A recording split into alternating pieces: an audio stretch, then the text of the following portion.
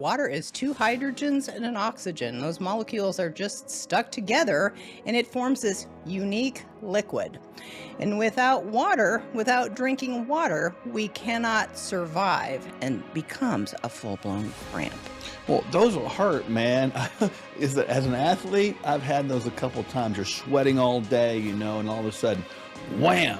Triangle pose, tree pose, there's all kinds of different poses that you're actually having to use your body mechanics to stay in one position for a certain length of time.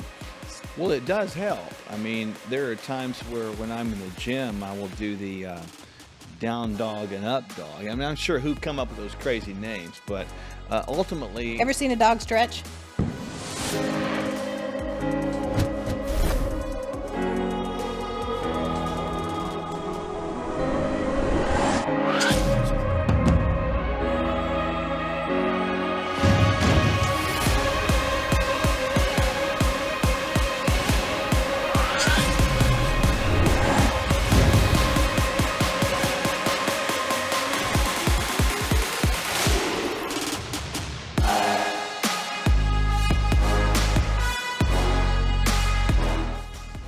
It has been said that you are what you eat, but we'll take it one step further.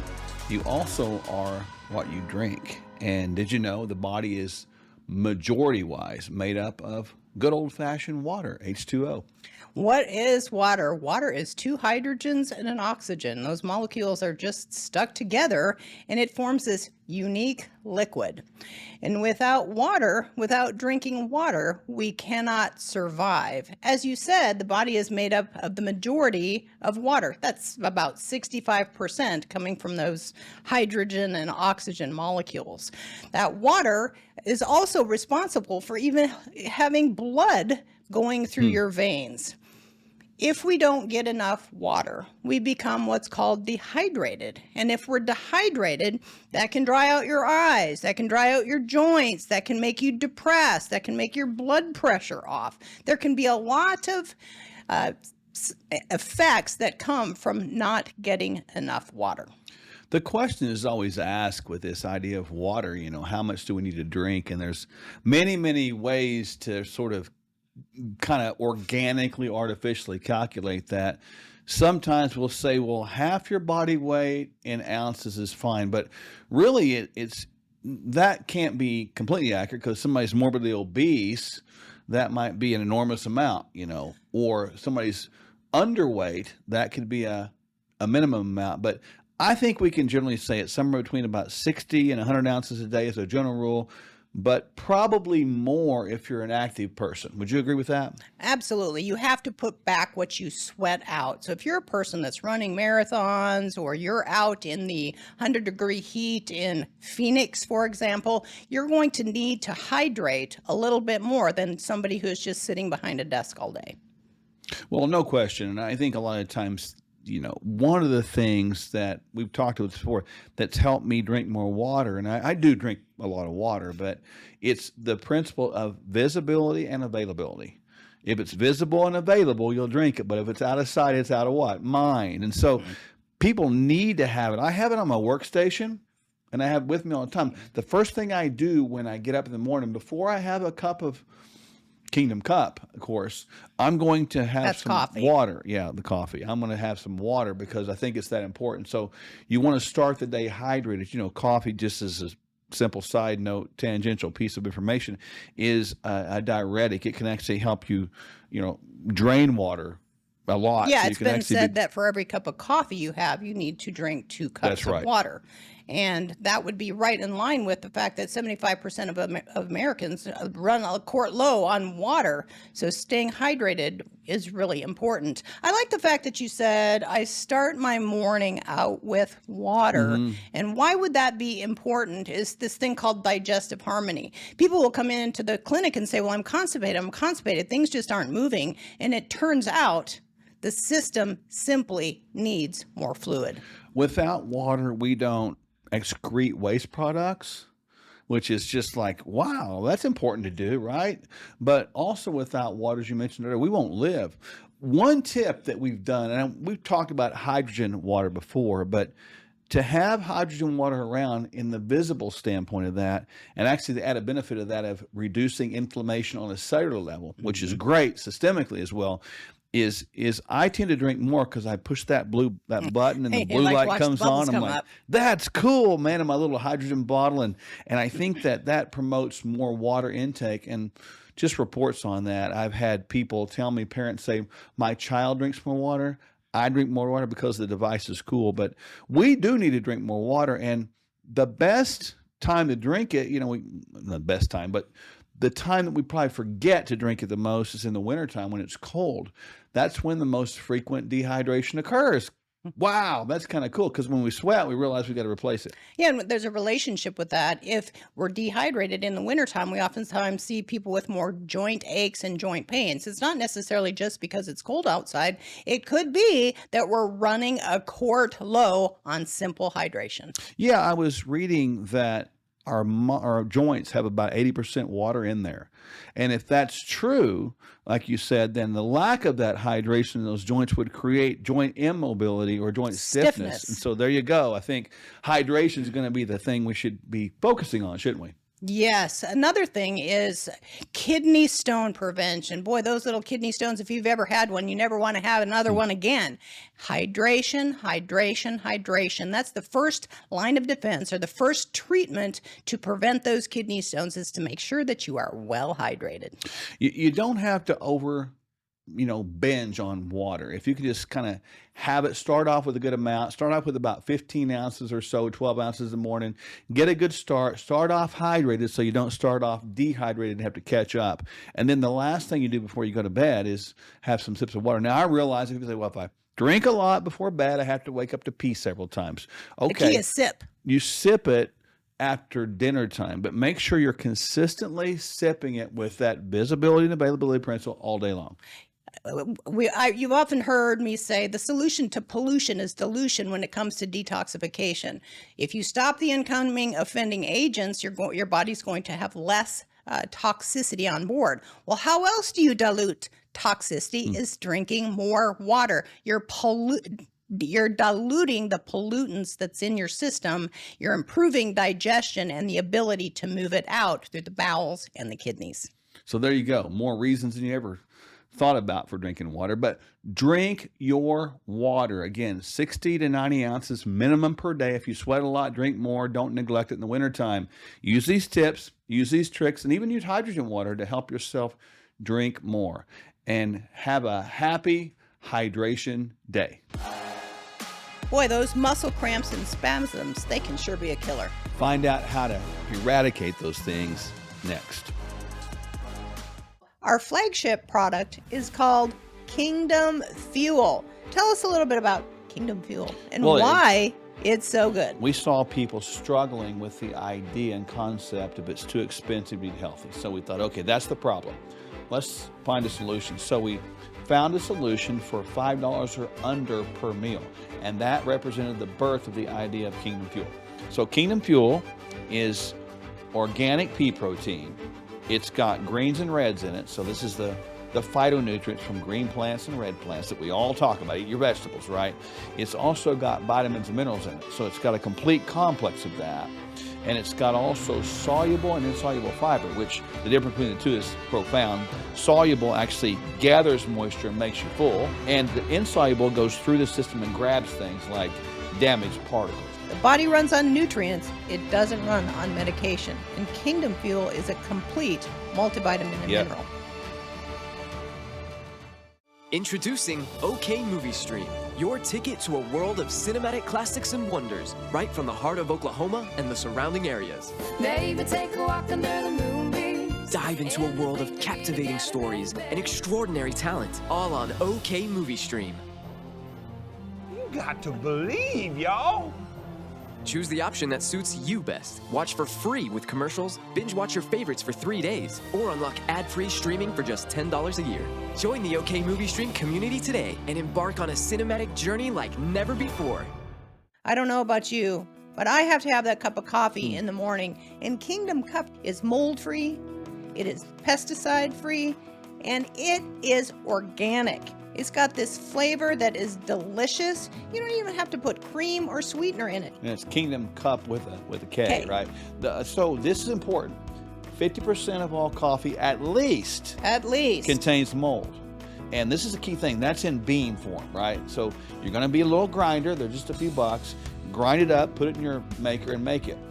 Why did we go with the bean form, the whole bean? Because ultimately the powder form is the one that gathers the most moisture.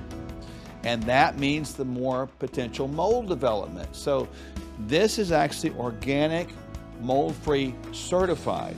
It's got a little certificate with it. That's important because ultimately people drink coffee. It's cultural. And so we tried to meet the culture where it is and create a healthy alternative.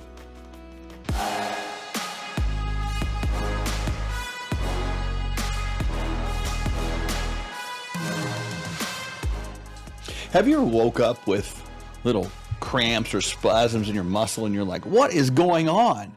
You know, I have many times, and I've asked myself that question. Today we're going to talk about that. So, sweetheart, when we talk about this idea of muscle spasms and how they move into cramps, a lot of people really don't understand the connection and maybe what causes them. There can be a lot of different causes. For example, a lot of different medications can deplete nutrients like magnesium, or even some people can have the depletion of coenzyme Q10, which eventually produces energy. And if the muscle doesn't have what it needs to actually go through the full contraction, it gets stuck in what's called a spasm. And if a spasm isn't relieved, it perpetuates itself and becomes a full-blown cramp. Well, those will hurt, man. As an athlete, I've had those a couple of times. You're sweating all day, you know, and all of a sudden, wham, you go down. You see it on the football field a lot, especially during hot weather. You see it on basketball courts, and many times.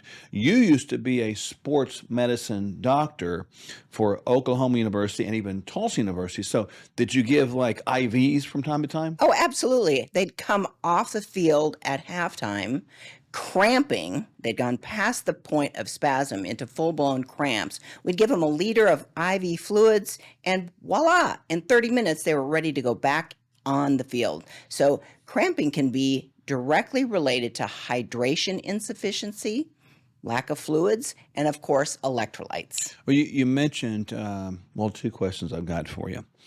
Some people wonder what's in those bags. I mean, I know, but you could tell them. And then second question is, there's a lot of medications out here that are given. I mean, just perpetual, but there are certain ones that actually contribute to the development of these cramps, a spasm going into cramps. Can you talk about what's in the bag and then what are some medications that people need to be aware of? Well, of course, what's going to be in the bag mainly is normal saline. Our bodies are 60% water.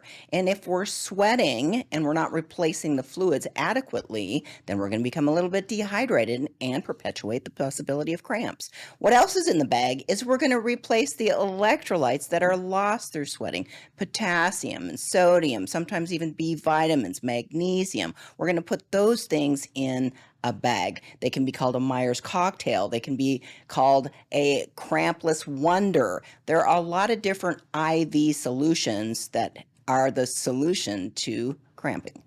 Okay, and then what are some medications that sort of will drain the body out, perpetually leading to maybe electrolyte loss? Well, at the top of the list, those are going to be your diuretics. If you are taking a diuretic, those diuretics perpetuate the loss of fluid, and they also perpetuate the loss of electrolytes. So that's a double whammy. And if you get a little bit too much of that medication and the fluid balance and electrolyte balance on the other end isn't efficient, the system will start to go into a spasm and then eventually move into a cramp. Okay, so use this term diuretics. I mean, a lot of people might know what that is. Some people might not. But let's understand that caffeine can be a diuretic. Name a couple medicines that people might want to be aware of. Well, if you're using stimulants like Adderall or Vyvanse or phentermine, those are stimulants that can essentially cause the system to eliminate their water balance a little bit more rapidly. And also, we talk about how for every cup of coffee or caffeine that you drink, for every cup, you should replace it with 2 cups of water. And oftentimes people are just considering their caffeine or their coffee intake as their daily fluid intake. So at the end of the day, they're really becoming dehydrated. Well, I think it's good to mention like things like a Lasix, maybe something that would be like a diuretic, maybe even a hydrochlorothiazide. Would that fit that category a little bit? That's another one. There's spironolactone, there's diazide. There's a lot of different medications that have fluid balance effects that you want to talk specifically to your doctor or provider about. Is that the cause in the background of creating these muscle cramps? Another reason that we oftentimes see cramps or even restless legs at night that people don't think about is this thing called iron. If iron becomes very, very low, and the ferritin stores become very, very low, I've had patients go into severe muscle cramping because they don't have enough iron in their system. Well, it's kind of wild too. You know, when you think about this, people have been told that don't consume sodium or salt, right? And so you mentioned putting saline solution in the bag. You know, obviously that's going to be a sodium solution. Sodium is one of the electrolytes. So the give and take here is fascinating because people have been told to not eat this, but so there's a balance there. Too much sodium would be like a lot of water retention, not good, even contributing to higher blood pressure, leading to the need for blood pressure medications and further i.e. diuretics. There you go. It's a weird dynamic here going on. I think what would you say is the best thing that people can do on just a general basis to say remedy this before it happens? Well, first of all, the correct nutritional protocol. You know, avoiding the standard American diet, avoiding iodized sodium, all of the things that can be out of balance, and making sure you get fluid and electrolyte balance in proportion to your personal needs. There you go. I think that's a good way to look at it, folks. You don't have to have the spasms. You don't have to have the cramps. There's always a reason for it. Don't think it's something you're destined to have. Look for the source. Correct the reason, and guess what? The muscle cramping goes away. Hope that helped.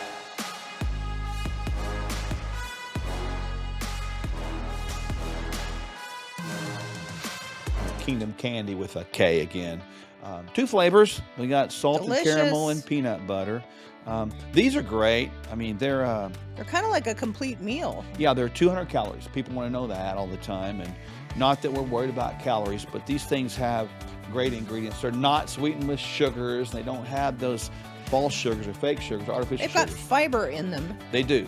It's interesting. Salted caramel crunch is our newest flavor.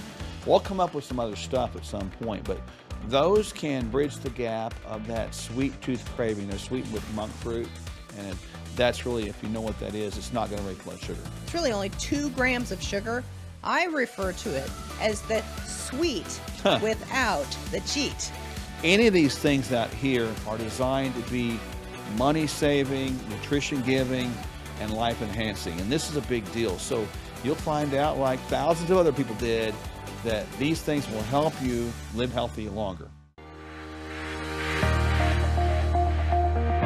The body's amazing at recovery, so you want to give it every chance, no matter what time it is. So in that context, no, it's certainly never too late. You're never too old to start trying to be healthy. No matter where you are in terms of your health, that you can turn this around. It's never too late to start a wellness program, and it's never too late to reach your healthcare goals. There's an old adage, and I'm not sure where it came from, but I really do like it. And they say the best time to plant a tree is 20 years ago. The second best time is today. We just want people to hang on to hope. We are hope dealers. And if you are not paying attention to the 4 foundational pillars of health, physical, emotional, intellectual, and spiritual, eventually it is going to catch up. If we get all those 4 areas right, and we do it right, we see a dynamic occur in the middle called wellness, and that's where people get better. Their health is really going to return as a side effect of wellness. Let's get real. Most emergency food is just as bad for you as any other choice in the standard American diet. And that's just sad. We don't just need food, we need highly nutritional food. We don't just want to survive food shortages, we are meant to thrive in adversity. Complete your daily nutrition and have shelf-stable Kingdom Fuel as a cornerstone of your food supply. Don't sacrifice your health or your taste buds. Stock up on Kingdom Fuel now.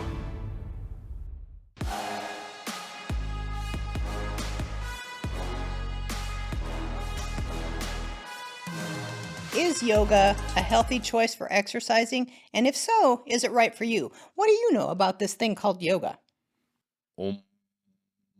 Is that all you know about yoga? Is that what comes to mind when you think about yoga? No, just doing a little yoga over here. Yeah, Yeah. just a No, I little think yoga. it gets a little bit weird in some people's worlds or opinions, but it definitely is a good thing to do to sort of stretch the body, build flexibility, and it's pretty challenging too. Yeah, so it can build flexibility, and due to the fact that you do all kinds of poses, what is it? Down dog, up dog, triangle pose, tree pose. There's all kinds of different poses that you're actually having to use your body mechanics to stay Yeah. in one position for a certain length of time. Well, it does help. I mean, there are times where when I'm in the gym, I will do the down dog and up dog. I mean, I'm sure who come up with those crazy names, but ultimately, Ever seen a dog stretch? well, you actually have. That would make That's sense. the I down didn't dog. realize that, but yeah, I think that they're good. I get people's complaints or concerns about the mystical origins of it, but ultimately, I think people need to get their minds off of that and just start moving the body mechanically in different areas to bring challenge to the body and more mechanical health to the body. So we've kind of understood that it does improve flexibility. That would make sense because you're Yep. doing these stretching poses. It also brings strength because you're using your own body weight as a weight when you're holding these poses for different lengths of time. Yoga also involves, breathing. That's one of the things that we've talked in previous episodes about calming the nervous system is the diaphragmatic breathing. Yep. But what about stress relief with yoga? Well, I think it is because ultimately, when you go out and lift weights, another type of exercise people are familiar with, or go out and do some sort of cardiovascular activity, that may be relaxing a bit, but it's still also strenuous. Yoga has active relaxation techniques mixed in. And that's a good thing because many people are stressed out. So I think a good yoga class or a good stretching class is probably just what the doctor ordered. Typically post exercise is good. So when you think about yoga, you want to think about doing it in a post exercise manner, not pre exercise manner, although it is exercise in itself. Well, and yoga, if we are stretching and we're strengthening and we're using our breath, it seems to me that yoga would also play a very big role in improving mental health.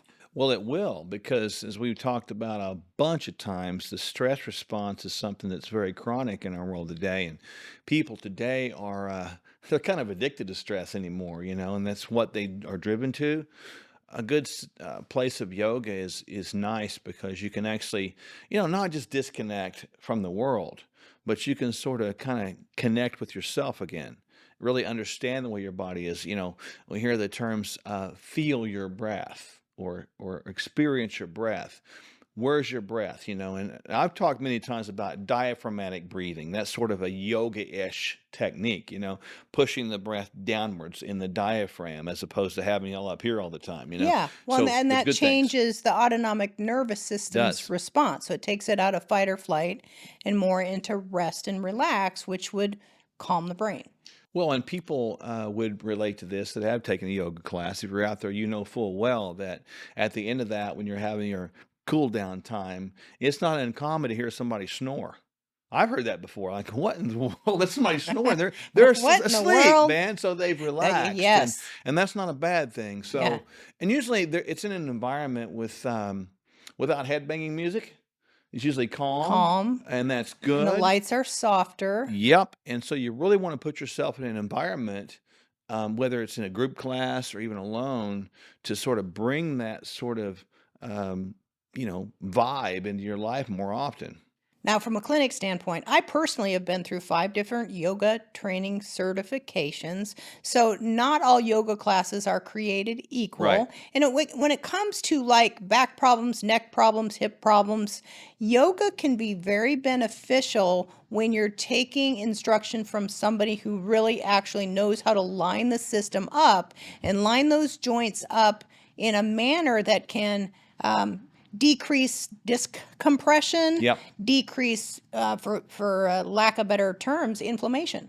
Well, and that's good, and it all depends. I mean, it's all about the instructor, the type, et cetera. I mean, one type I'm not a big fan of is where you go just drink wine. I'm not a big fan of that. I don't think that's Yoga very and wine. wise. Just go drink a bunch of wine and let's get drunk and do some yoga. That doesn't make a lot of sense to me. Although I guess that would give you a little bit of relaxation, I suppose. And then there's hot yoga.